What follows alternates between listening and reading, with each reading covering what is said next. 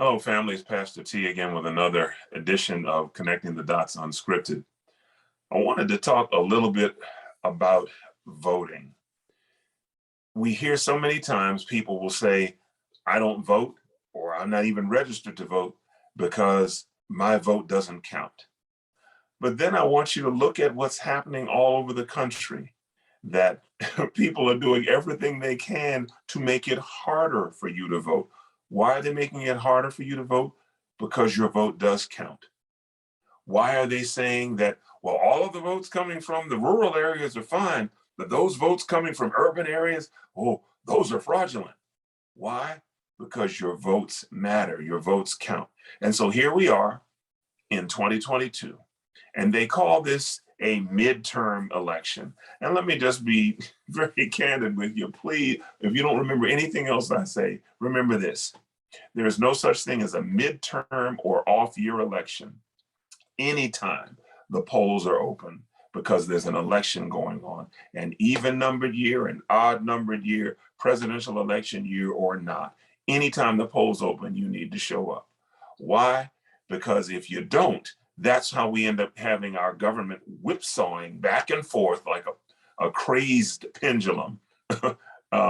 Because in the so-called off-year elections, the so-called midterm elections, the non-presidential election, even numbered years, what happens is that around 39 or 40% of the people show up to vote. 39 or 40% of people who are registered voters show up to vote. And those people have a different ideology and interest than the 60% or so who show up during an election, during presidential election years. And that's why you can have such radically different outcomes between those two different kinds of years. And frankly, that's our fault, because anytime the polls open, we need to be there. We need to be voting. Or if you have the opportunity to vote by mail, do it that way. Whatever you have to do, no excuses, no excuses. Because this is not just about this election or this election cycle. People, this is about the potential future for this country. And this is about the world that our grandchildren, our children, grandchildren, great-grandchildren are going to inherit from us. And if we continue to abuse the planet the way we do, 100 years from now, 200 years from now, the planet may not be habitable. Or if it is, it will be very, very difficult to live here.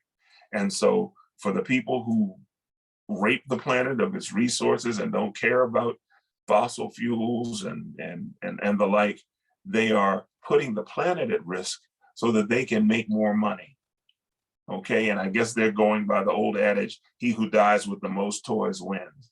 And I would argue, he who dies having left the world better for his grandchildren or her great-grandchildren, they win. And that's not what's happening right now. And so it's up to you, up to me, up to us, as we the people, citizens of the United States of America, that every time the polls open, we need to show up and vote. Now, when in my role serving as a political commentator on the Livonia Perriman Show on 9:10 a.m. Superstation out of Detroit, 4 to 6 p.m. Monday through Friday, I lay out 4 aspects of our political engagement, because it's about a lot more than just registering and voting.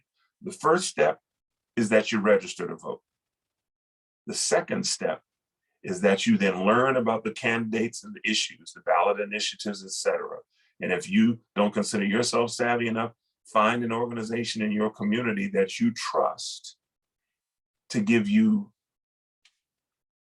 a level, an even, rational understanding of what's going on. So they say, well, if you vote this way, this is what it means. If you vote this way, this is what it means.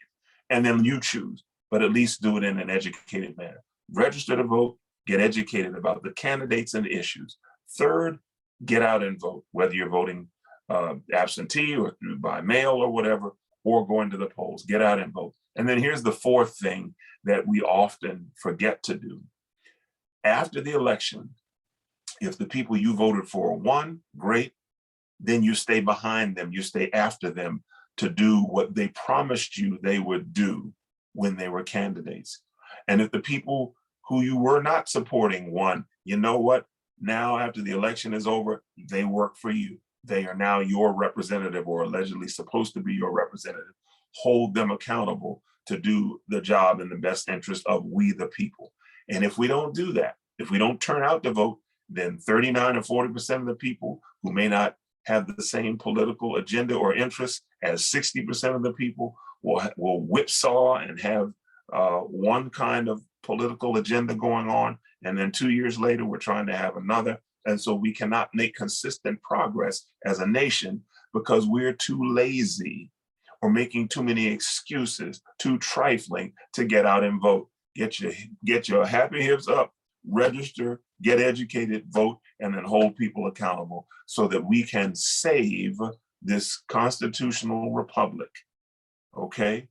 This democracy that we're supposed to have that is slipping through our fingers, disappearing before our very eyes.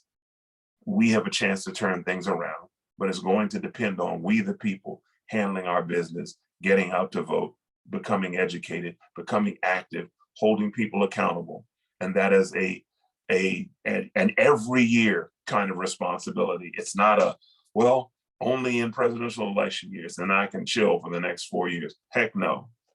Anytime there's an election, you need to show up and then hold people accountable after they get in to do what's best for you, your children, and their children after that.